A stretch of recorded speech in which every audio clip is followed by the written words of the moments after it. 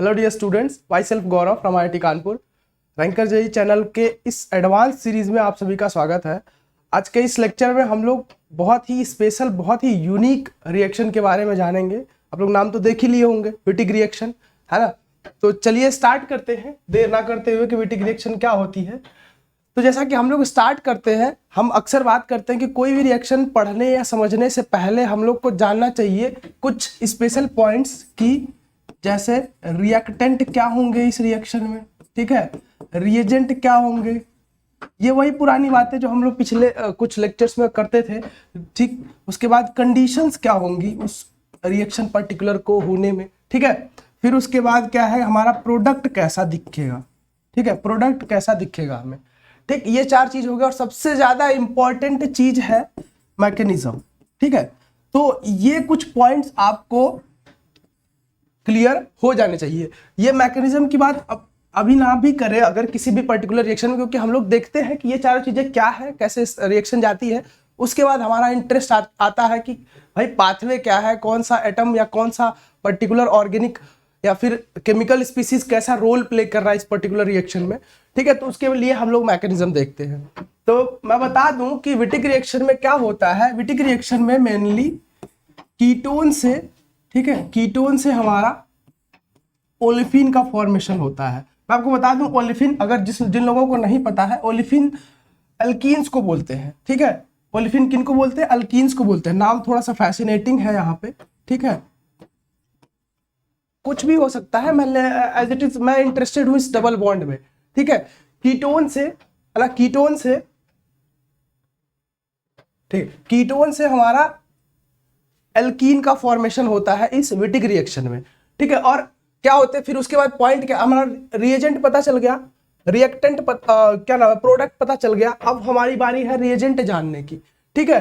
तो मैं आपको बता दूं कि जो रिएजेंट यहाँ पे होता है वो होता है फॉस्फोरस येलाइड, ठीक है, फॉस्फोरस येलाइड। इस पर्टिकुलर स्पीसीज को हम लोग फॉस्फोरस येलाइड बोलते हैं, ठीक है। इसको हम और भी फॉर्म में ऐसा लिख सकते हैं, भाई यहाँ पे नेगेटिव चार्ज, यहाँ पे पॉजिटिव चार्ज, तो हम इनको ऐसे भी तो लिख सकते हैं, ठीक है, ऐसे भी लिख सकते हैं, ऐसे भी लिख सकते हैं, दोनों ही तरीके से लिख सकते हैं, ठीक है। तो क्या क्या हमने जाना, रिएक्टेंट जाना, प्रोडक्ट जाना, रिएजेंट जाना हम लोगों ने। फिर उसके बाद कंडीशन की, मतलब वो रिएक्शन कंडीशन में टाइप ऑफ सॉल्वेंट या फिर टेम्परेचर, है ना, थर्मली ड्रिवन है या फिर फोटोकेमिकली ड्रिवन है, उसके बारे में कंडीशन बताती है। तो मैं बता दूं आपको कि यहाँ पे benzene as a solvent use होता है, ठीक है, benzene as a solvent use होता है और ये थर्मल कंडीशन में रिएक्शन प्रोसीड करती है, ठीक है। अब आप देख लीजिए, this is all about Wittig reaction, ठीक है। अब क्या हुआ यहाँ पे, ये जो O था ये हटके ये वाला कार्बन यहाँ पे अटैच हो गया, जिससे कि हमारा एल्कीन का फॉर्मेशन हुआ, ठीक है। ये चीज तो हो गई कि विटिक रिएक्शन का थीम क्या है, कैसे विटिक रिएक्शन प्रोसीड करती है, ठीक है, ये चीज हो गई। लेकिन अब हम इन चारों के बारे में हम लोगों ने जान लिया, ठीक। अब सबसे इंपॉर्टेंट पार्ट जो है वो ये है, मैकेनिज्म है। उस पे जाने के लिए हम लोग पहले क्या करेंगे कि ये देखेंगे, भाई ये भी तो एक यूनिक तरह का लग रहा है ना। अब इससे पहले, इस रिएक्शन से पहले आप लोग शायद ही ऐसे स्पीसीज को देखे होंगे या जाने होंगे, सुने होंगे इनफैक्ट येलाइड के बारे में, ठीक है। तो हमें ये जान लेना जरूरी होगा कि येलाइड का फॉर्मेशन कैसे होता है, ठीक है। तो मैं बता दूं आपको, इसका तो नाम सब लोगों ने सुना होगा, ट्राइफिनाइल फास्फीन, ठीक है, PPS3। इसकी रिएक्शन जब अल्काइल हैलाइड से होती है, अल्काइल हैलाइड से होती है, मैं आयोडाइड ले रहा हूं क्योंकि आयोडाइड अच्छा लिविंग ग्रुप होता है। अल्काइल हैलाइड से होती है तो ये ऐसे अटैक करता है और यहाँ पे हमें मिलके आ जाता है PPH3 पॉजिटिव CH3, ठीक है। यहाँ से यहाँ पे ये अटैक किया, पहला न्यूक्लियोफाइल, दूसरा न्यूक्लियोफाइल निकल के बाहर गया। ये कुछ SN2 टाइप की रिएक्शन है, ये SN2 टाइप की रिएक्शन है, यहाँ से ऐसे हो गया। फिर अब आप देख सकते हो कि येलाइड हमारा क्या था, यहाँ पे पॉजिटिव, यहाँ पे पॉजिटिव, P पे पॉजिटिव, अरे लोन पेयर दिया तो पॉजिटिव तो होगा ही, और यहाँ पे नेगेटिव था येलाइड। पिछले वाले कंडीशन में, पिछले वाले स्लाइड में हम लोगों ने देखा था। तो कुछ ऐसा हमें करना है कि इस वाले कार्बन पे हमें नेगेटिव चार्ज चाहिए, नेगेटिव चार्ज कब आएगा? जब हाइड्रोजन निकलेगा, वो भी H+ के फॉर्म में निकलेगा। वो कब निकलेगा? जब कोई बेस हम ट्रीट करेंगे, ठीक है। तो हम लोग जनरली यहाँ पे NaOMe या फिर RLi इस तरह के जो स्ट्रॉन्ग बेसेस होते हैं वो हम लोग ट्रीट करते हैं, तो यहाँ से H+ निकलता है और हमारा येलाइड हमारे हाथ में आ जाता है, ठीक है, CH3 नेगेटिव, जो कि हम लोग इनको ऐसे भी लिख सकते हैं, ठीक। कैसे लिख सकते हैं? PPH3 थ्राइस और CH2, ठीक। और ये तो 2 होगा ना, एक तो ले गया, ये 2 होगा, ठीक है। ये हमारा फास्फोरस येलाइड है, फास्फोरस येलाइड, YLIDE है ना। ये थोड़ी सी अलग स्पेलिंग है इसकी, येलाइड है, ठीक है। ये हो गया, हमने रिएजेंट बना लिया, ठीक है, रिएजेंट बना लिया, हमारे पास प्रोडक्ट है। अब हम देखते हैं कि ये रिएजेंट कैसे अपना रोल दिखाता है रिएक्टेंट पे और हमें प्रोडक्ट मिलता है, ठीक है। तो आइए, जिसको हम लोग बोलेंगे कि मैकेनिज्म में देखते हैं कि रिएक्टेंट का जो है रिएजेंट के साथ कैसा इंटरैक्शन होता है। हमारे पास रिएक्टेंट क्या है? कोई कीटोन है, ठीक है, कोई कीटोन है। लेट्स से इसको हम लोग ऐसे, चलो थोड़ा सा स्पेसिफाई भी कर देते हैं। अगर ये हमारे पास एसीटोन है, ठीक है। अब हमारे पास जो रिएजेंट है वो इस फॉर्म में प्रेजेंट है, CH2-, ठीक है। अब यहाँ पे बहुत ही ऑब्वियस चीज होगी जो हम लोग अक्सर पढ़ते आए हैं अभी तक जीओसीज के लेक्चर्स वगैरह में, न्यूक्लियोफिलिक अटैक होगा। यहाँ पे पाई बॉन्ड है, पाई बॉन्ड जो इसके पाई ऑर्बिटल्स हैं वो फील्ड है, ठीक है। यहाँ पे लोन पेयर जो है इसके पाई स्टार ऑर्बिटल में या फिर एंटी बॉन्डिंग कह लूं, anti bonding pi star orbital में एंटी बॉन्डिंग में अटैक करता है, जिससे कि ये पाई इलेक्ट्रॉन्स O पे एक्यूमुलेट हो जाते हैं, ठीक है। अब यहाँ पे जब एंटी बॉन्डिंग में अटैक होगा तो हमें कुछ ऐसा स्पीसी मिलके आएगा। यहाँ CH3 था, यहाँ CH3 था, यहाँ O- हुआ और ये CH2-, माइनस तो खत्म हो जाएगा, सॉरी ये माइनस तो रहेगा नहीं अब, क्योंकि माइनस तो इसने डोनेट कर दिया, ठीक है। यहाँ P+ और PH3 ये तो एज इट इज रहेगा, ठीक है। ये चीज मिलके आई। अब यहाँ पे देखो अगर यहाँ नेगेटिव चार्ज, यहाँ पॉजिटिव चार्ज, तो कहीं ना कहीं इंटरेक्शन होगा। इंटरेक्शन होने की वजह से क्या निकल के आता है हमारे हाथ में? यहाँ पे 4 मेंबर्ड रिंग का फॉर्मेशन होता है। कैसे होगा ये देखो, CH2, यहाँ PPH3, यहाँ O था, ठीक है, और इनके बीच में फॉर्मेशन हुआ, 4 मेंबर्ड रिंग का फॉर्मेशन हुआ। इस वाले कार्बन पे कुछ नहीं, 2 मिथाइल ग्रुप लगे हुए हैं, ये एसीटोन का पार्ट हुआ, ठीक है।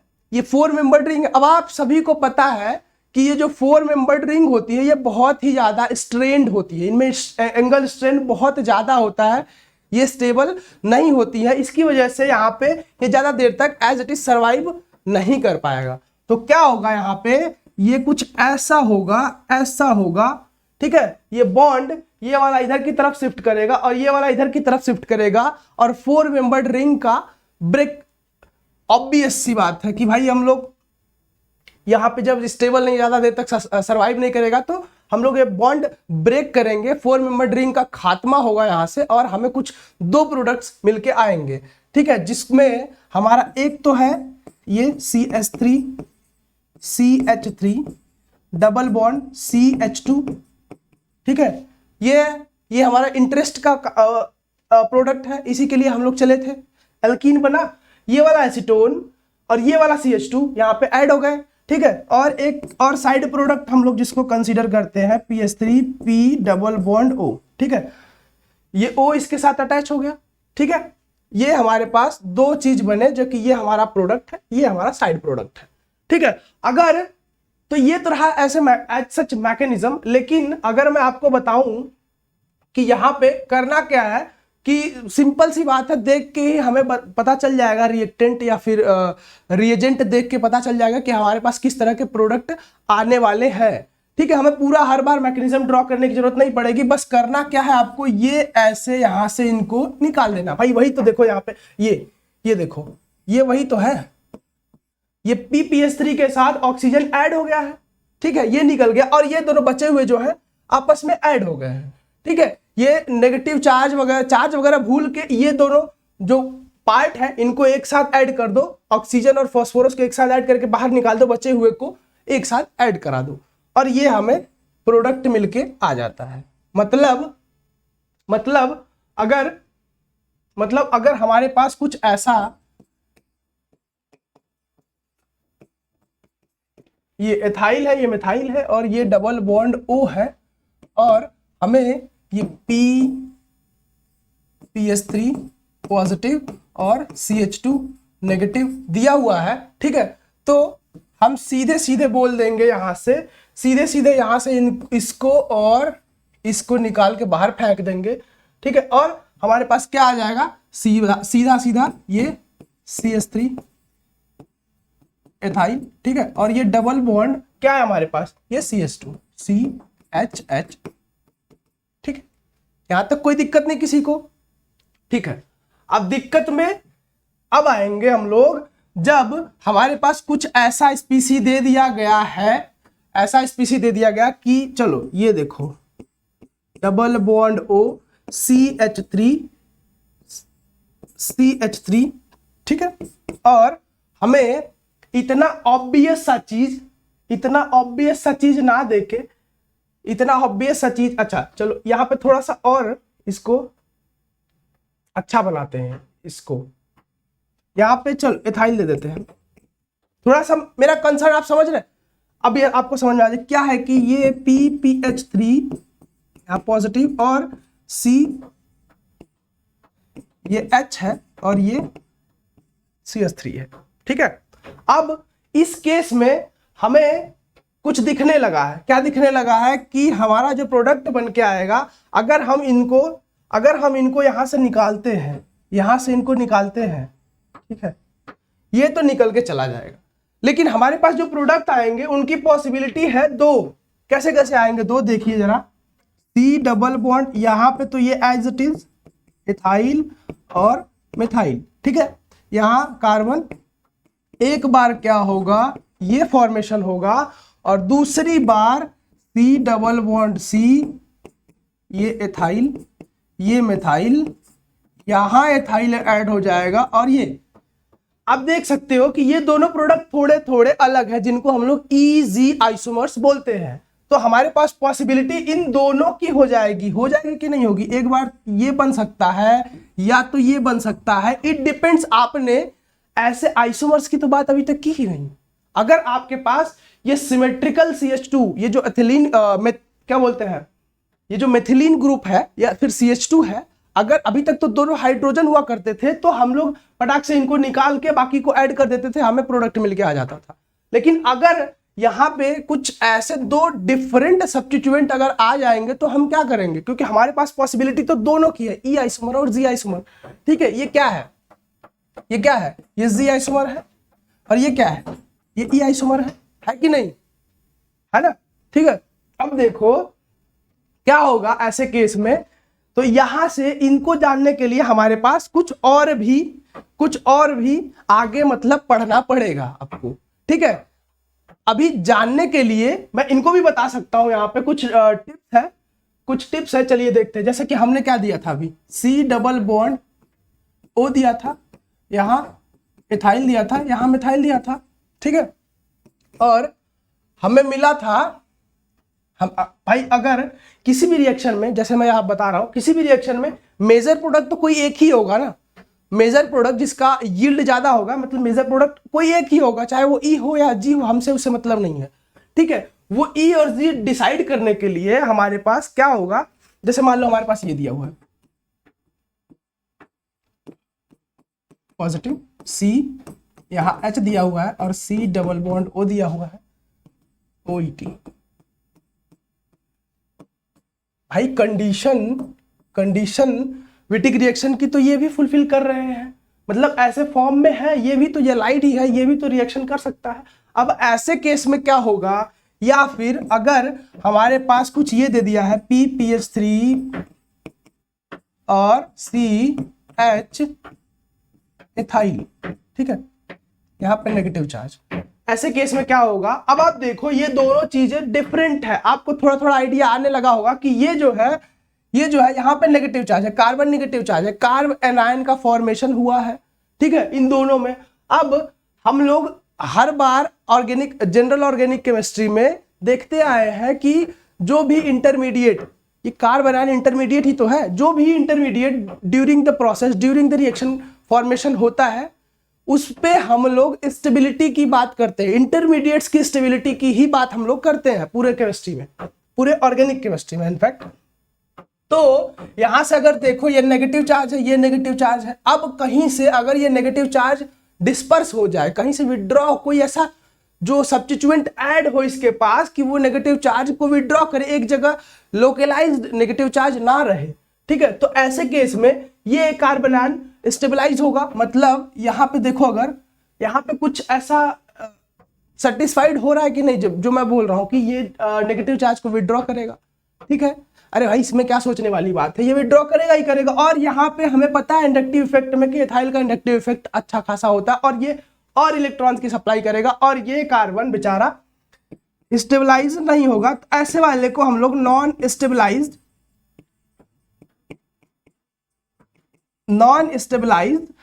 येलाइड बोलेंगे, ठीक है, नॉन स्टेबलाइज्ड येलाइड बोलेंगे, और इनको हम लोग स्टेबलाइज्ड येलाइड बोलेंगे, स्टेबलाइज्ड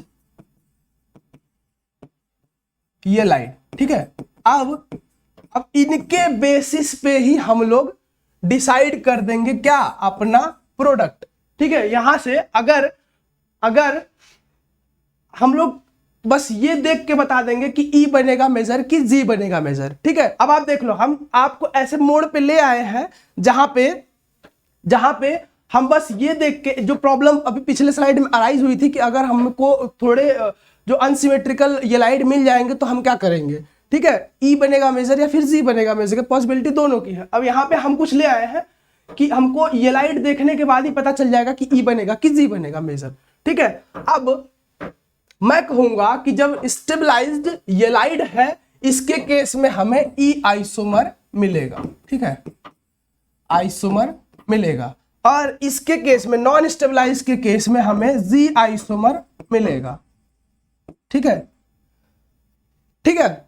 ये चीज तो हो गई। अब ये बात या तो आप मान लो, ठीक है, या तो आप मान लो और याद कर लो, ठीक है, लेकिन याद करना is not a good habit, क्योंकि आपको बेसिक यही सब चीजें तो याद करते करते हमें ये पता चल जाता है, हम ये मान लेते हैं कि ऑर्गेनिक केमिस्ट्री पूरी की पूरी एक याद करने वाली चीज है, मेमोरी बेस्ड है एंड ऑल, ठीक है। तो मैं यहाँ पे कहूंगा कि इसको याद कर लो, या तो याद कर लो, या तो चलो मैकेनिज्म देख लेते हैं इसका, ठीक है। पहले ये देख लो कि क्या बनेगा इससे, ठीक है, क्या बनेगा इससे, अगर ई बनेगा तो कैसा दिखेगा, जी बनेगा तो कैसा दिखेगा, आप लोगों को पता ही है। ये देखो, यहाँ पे एथाइल है, यहाँ पे मिथाइल है, ठीक है, डबल बॉन्ड सी, हमें यहाँ पे ई बनाना है, ठीक है, ई बनाना है। ई बनाने के लिए हमें क्या करना होगा, ये एथाइल है, इसके साइड में हमें डबल बॉन्ड OOET ऐड कर देंगे, और यहाँ पे बचा हुआ चीज ये ऐड कर देंगे, ठीक है। यहां तक कोई दिक्कत? भाई ई बनाना है, हमने देखा कि हमारे पास रिएजेंट कैसा है, और उसके बेसिस पे हमने बना दिया प्रोडक्ट अपना, ठीक है। अब हमें नॉन स्टेबलाइज्ड जो है येलाइड के केस में हमें जी बनाना है, तो वही काम हम करेंगे, सी डबल बॉन्ड सी, यहाँ पे H, यहाँ पे सी डबल बॉन्ड OOET, ठीक है, और यहाँ क्या है ET Ame, ठीक, यहां तक कोई दिक्कत? चलिए, अब हम या तो यहाँ पे याद कर लो, मैं बोल रहा था, या तो इसकी मैकेनिज्म देखते हैं, ठीक है। अब चलिए मैं आपको मैकेनिज्म दिखाता हूं, ठीक है। ये देखो, इजी समझ में आ रहा है ना भाई, इसकी प्रायोरिटी यहाँ पे 1, इसकी प्रायोरिटी यहाँ पे 1, दोनों ऑपोजिट में है। एक तरह से ई ट्रांस होता है और जी जो है सिस होता है, ये दोनों ऑपोजिट में, इसलिए ई, ये दोनों 1 और 1 सेम साइड में है, इसलिए जी, ठीक है। अब हम इसकी मैकेनिज्म की बात करते हैं कि ऐसा क्यों होता है, ठीक है। आखिर हम स्टेबलाइज्ड और नॉन स्टेबलाइज्ड के बेसिस पे देख के ही कैसे कर लेते हैं, थोड़ा सा मैकेनिज्म देख लेते हैं, बहुत ही क्लियर हो जाएगा, बहुत ही क्लियर हो जाएगा। चलिए आइए देखते हैं। जैसे कि मान लेते हैं हमारे पास क्या है, चलिए हमारे पास ये है डबल बॉन्ड O, ये ET है, ये Me है, ठीक है। अब क्या होगा, हमारे पास एक और चीज है एज अ रिएजेंट जिसको हम लोग यूज कर रहे हैं, C डबल बॉन्ड HET मान लेते हैं। हमारे पास अभी नॉन स्टेबलाइज्ड येलाइड है, गिवन है।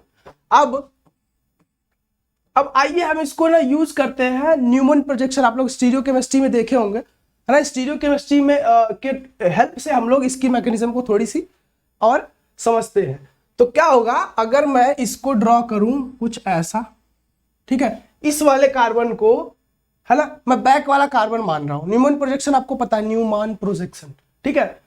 क्या होता है, दो जो इथेन का हम लोग न्यूमन प्रोजेक्शन बहुत बार पढ़े हुए हैं, है ना, हमारे जेईई एडवांस के सिलेबस में है भी, बहुत अच्छे से है, ठीक है। तो वो इस्तेमाल करते हुए यहाँ पे हम इसका स्ट्रक्चर ऐसे ड्रॉ करते हैं, ये O, ठीक है, यहाँ ET हो गया और ये Me हो गया, ठीक है।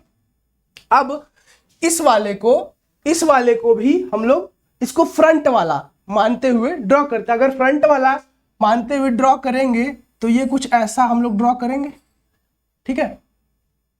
यहां पे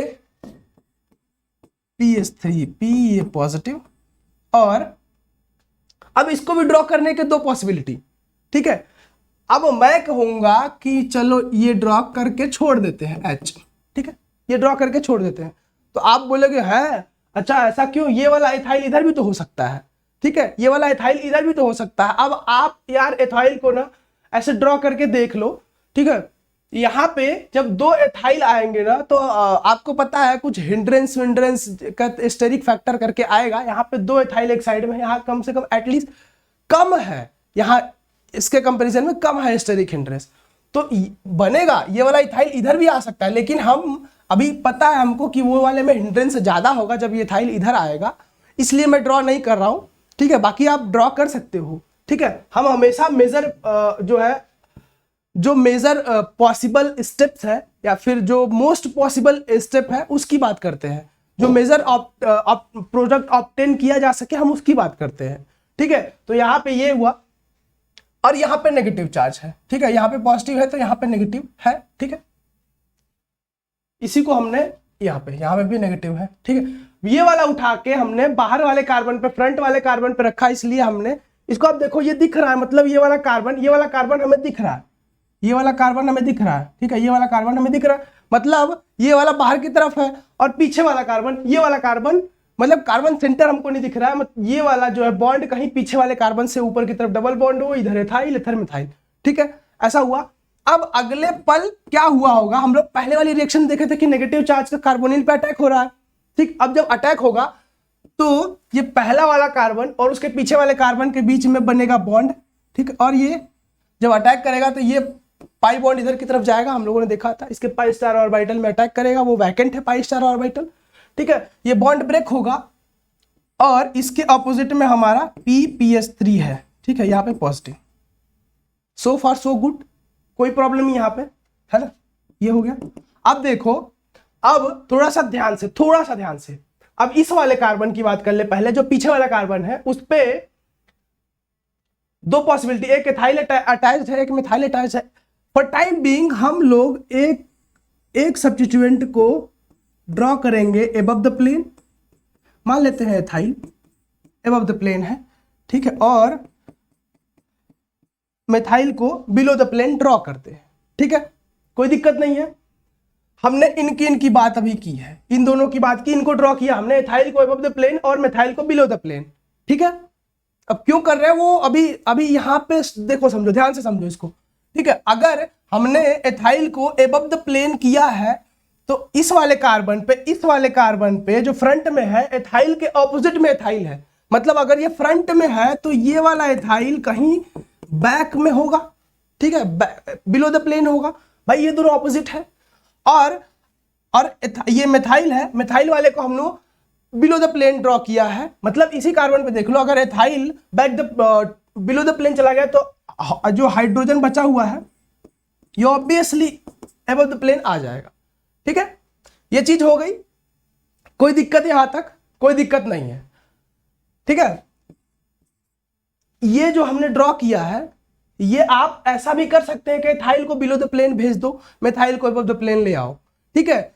इन दोनों को आप डिसाइड कर लेंगे कि आप कुछ भी, इसको या तो बिलो द प्लेन भी भेज सकते, इसको अबव द प्लेन भेज सकते, इसके ऑपोजिट जो हमने किया है। लेकिन यहाँ पे आप फ्री हैं किसी को चूज करने के लिए, कौन किसको हम लोग अबव द प्लेन चूज करेंगे, किसको बिलो द प्लेन चूज करेंगे, इसके लिए आप फ्री हैं, बिल्कुल फ्री हैं। लेकिन जैसे ही इसको आप चूज कर लेंगे उसी के अकॉर्डिंग, अगर आपने एथाइल को अबव द प्लेन सेलेक्ट किया है तो इस वाले एथाइल को आपको बिलो द प्लेन सेलेक्ट करना पड़ेगा। मतलब एक कार्बन के सब्स्टिट्यूएंट्स को आप जो है अबव बिलो सेलेक्ट करने के लिए फ्री है, लेकिन उसके जो दूसरा वाला कार्बन है उसके सब्स्टिट्यूएंट्स के लिए आप फ्री नहीं है, रिस्ट्रिक्ट हो जाएंगे, क्योंकि इनके ऑपोजिट में एथाइल, इनके ऑपोजिट में हाइड्रोजन, ठीक है।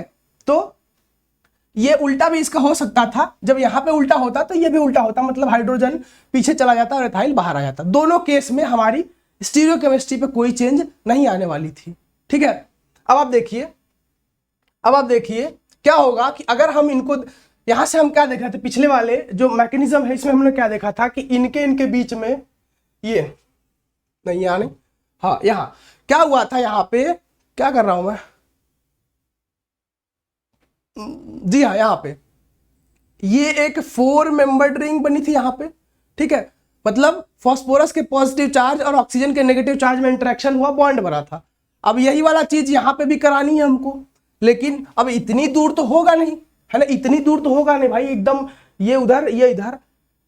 इसके लिए क्या करना पड़ेगा कि हमें इन सबको 180 डिग्री रोटेट कर, भाई ये सिंगल बॉन्ड है, फ्रीली रोटेट हो सकता है, इसमें कोई दुविधा नहीं है, हम लोग देख चुके हैं। कन्फर्मर, इसका अगला कन्फर्मर हम लोग ड्रॉ कर सकते हैं, कन्फर्मेशन, ठीक है। उसके लिए क्या करना होगा, हम इक्विवेलेंट तीनों जो ग्रुप है उनको घुमाते हैं, चलिए घुमाते हैं। तो ये जो है PPS3 है, हमको कहाँ चाहिए, PPS3 हमको यहाँ चाहिए, हमको यहाँ चाहिए, ठीक है।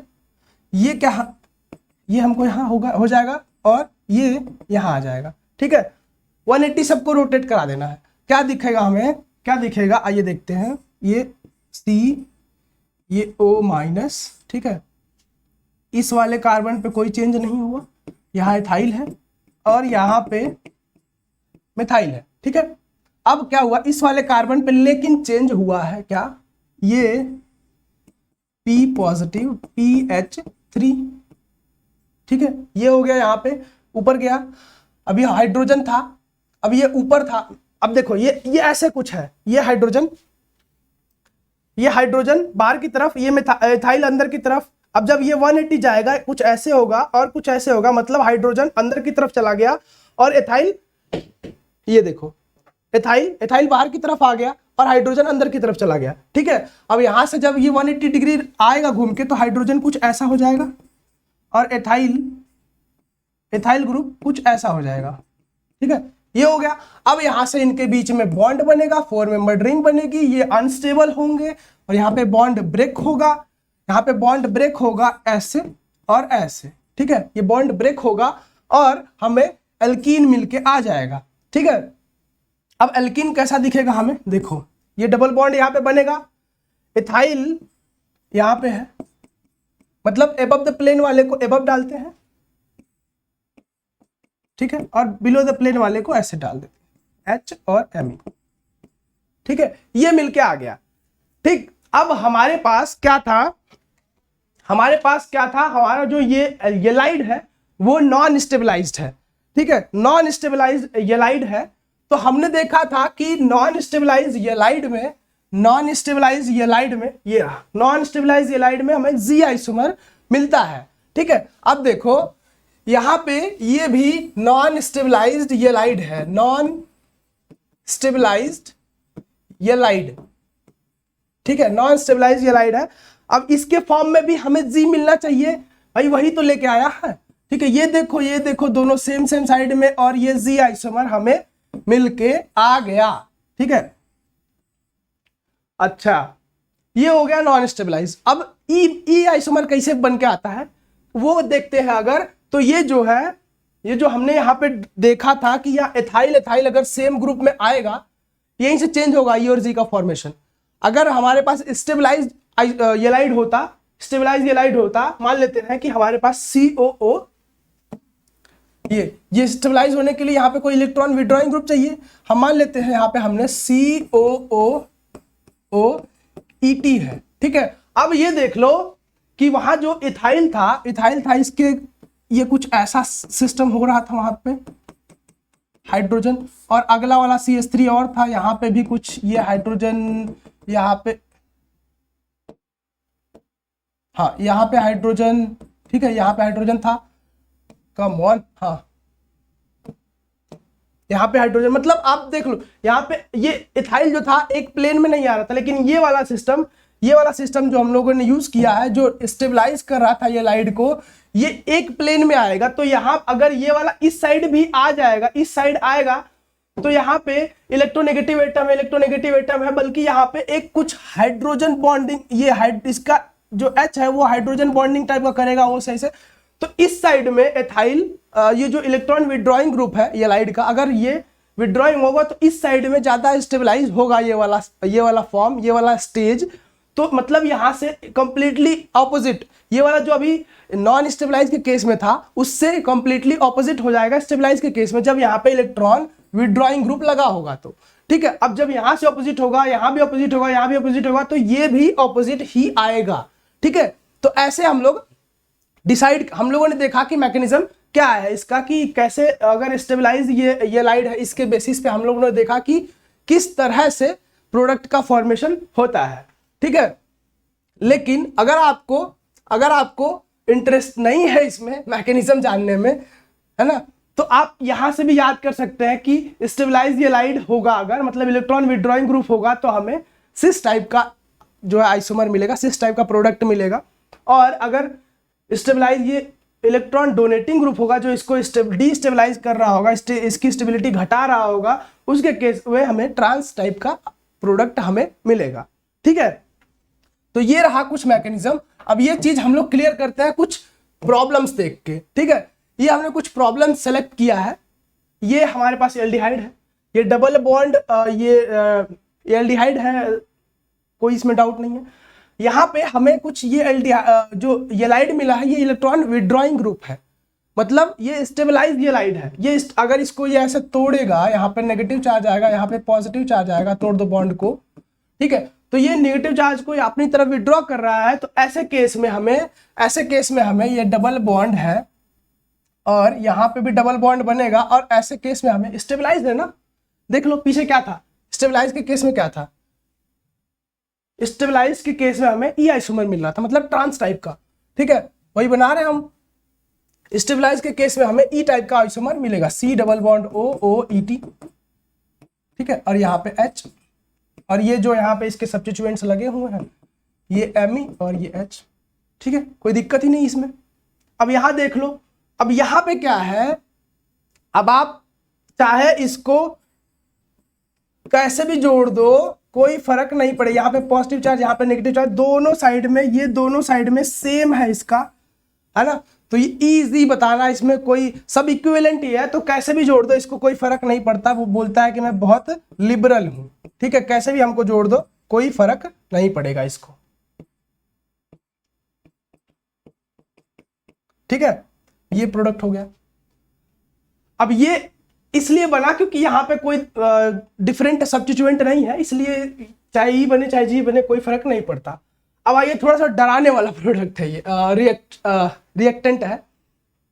कई बार ऐसा होता है पेपर्स में कि हमें प्रोडक्ट इतने डरावने दे दिए जाते हैं कि हम हिल जाते हैं ये देख के कि ये नहीं बनेगा हमसे, ठीक है, ये पता नहीं क्या क्या है, स्टीरियो केमिस्ट्री इतनी इन्वॉल्व है, स्टीरियो केमिस्ट्री सुनते ही लोगों को, बच्चों को बहुत डर लगता है। लेकिन मैं बता दूं कि आपको, मैं पहले भी बोल चुका हूं कई बार कि आपको रिएक्शन याद नहीं होनी चाहिए, आपको रिएजेंट्स के रोल याद होने चाहिए, रिएजेंट्स के बारे में पता होना चाहिए कि कौन सा रिएजेंट क्या करता है, ठीक है।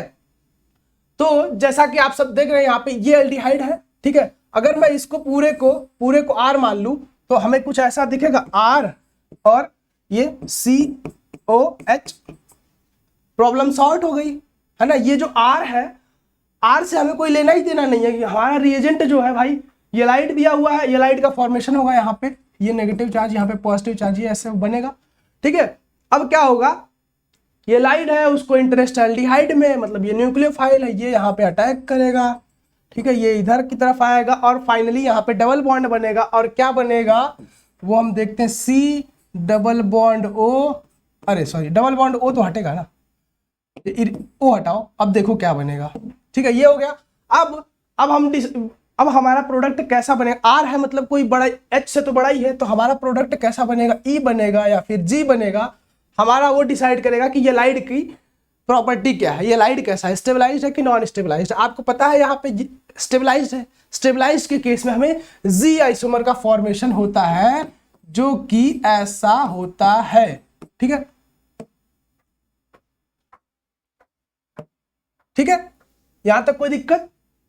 ये जी आइसोमर है, no no no, wait wait wait, stabilize के केस में क्या था, स्टेबलाइज के केस में हमें E isomer, sorry E isomer का फॉर्मेशन हो रहा था, है ना, ई आइसोमर का फॉर्मेशन हो रहा था,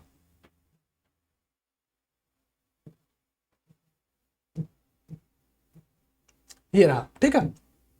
अब जैसे हम लोगों ने यहाँ पे देखा था, ये जी आइसोमर का फॉर्मेशन हो रहा है, उसके अलावा हमें ई आइसोमर का फॉर्मेशन होगा, ठीक है। यहां से थोड़ा सा डाउट आ सकता है आपको इजी याद करने में, आप सिस ट्रांस करके याद करो, ज्यादा इजी होगा आपको, ठीक है, आप सिस ट्रांस करके याद करो ज्यादा। ई मतलब क्या है, ये देखो ट्रांस, ये ट्रांस है, ठीक है, और ये क्या है, सिस है।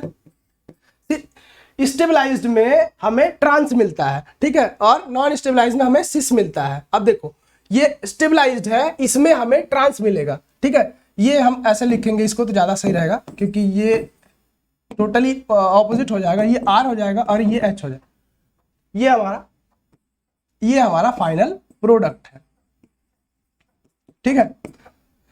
ये हमने कुछ एग्जाम्पल, अलग अलग तरह के कुछ टिपिकल एग्जाम्पल हमने सेलेक्ट किया था, जो कि जनरली बुक्स वगैरह में देखने को नहीं मिलते, ये हमने कुछ स्पेशल बुक से सेलेक्ट किया था, ठीक है। क्या है कि एग्जाम्पल तो हमने बहुत छोटे से लिया है ना, बहुत नंबर बहुत कम, 3 ही एग्जाम्पल हम लोगों ने लिया, 3 ही क्वेश्चन किया था, लेकिन हम लोगों ने जो इसके पीछे की जो मैकेनिज्म है उसको बहुत ही अच्छे से डिस्कस किया, है ना। हमको नहीं लगता कि आपको अभी किसी भी स्टेप में प्रॉब्लम होनी चाहिए, ठीक है। बाकी अगर प्रॉब्लम है तो आप बताइए, हम तो है ही हैं यहाँ पे भाई डाउट क्लियर करने के लिए, ठीक है। तो ऐसे ही क्वेश्चन सॉल्व करते रहिए, प्रैक्टिस करते रहिए, हम मिलते हैं अगले वीडियो में, तब तक के लिए बाय बाय।